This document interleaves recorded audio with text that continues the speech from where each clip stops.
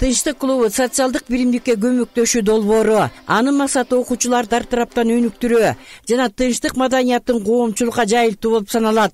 Черпыкты айылында окуучулар арасында укук бузуулар, көйгөйлүү маселени чагылдырган спектакльдерде инсценировкаларды коюшту. Эжең эмне демегиле? Бул үйдүн кожойкеси менмин. Эжең эчтеке дебейт. Эжеңдин балдарын өзү деп алып берет. Экөөбүз эч кимге айтпай мамиле кылып алабыз.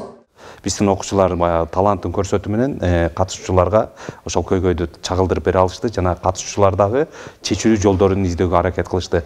Эми биздин максат ушул тынчтык клубтары аркылуу ушул форум театрын башка дагы мектептерге жайылтуу, коомчулугубузга ушул көйгөйлөрдү жеткирип берүү. Ошол менен эле коопсуздук боюнча ошо соц тармактарда коопсуздукту алдын алуу боюнча жарандарыбызга дагы маалымдалыкту жеткирүүгө аракет кылабыз. Форум театр көрсөтүп бердик, өзүңүздөр байкагандай.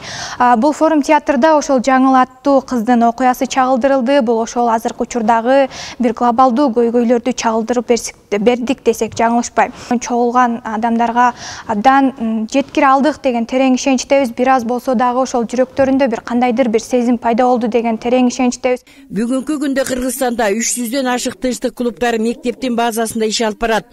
Алар социалдык биримдикке көмөктөшүүнү ишке ашырууда. Ошонун алкагында клубтун координаторлору сындуу ой жүгүртүү, иденттүүлүк жана чыр-чатактарды алдын алуу менен форум театры коомчулуктагы көйгөйдү алып чыгып чечүү жолдорун издешет. Жакында эле биз форум театр проектиси менен иштеп 2 күндүк семинар тренинг өтүп окуучуларыбызга үйрөтүп алдык.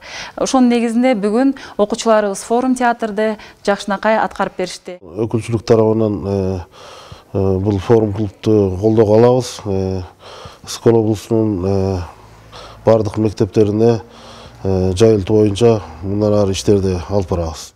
Форум театр аркылуу окуучулардын ийкемдүү көндүмдөрү жогорулап, алардын коомго аралашуусуна кеңири аянтча түзүлөт. Иш-чаранын жыйынтыгында катышуучулар, ата-энелер жана балдар менен ачык диалог жүрүп, ой пикирлерин ортого салышты.